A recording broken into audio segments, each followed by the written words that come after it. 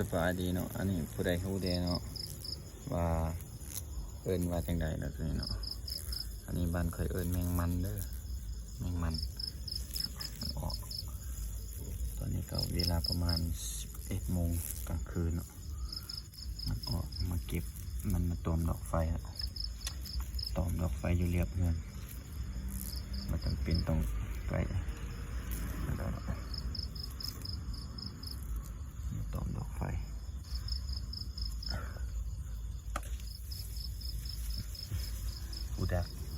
ปูมาดักกิน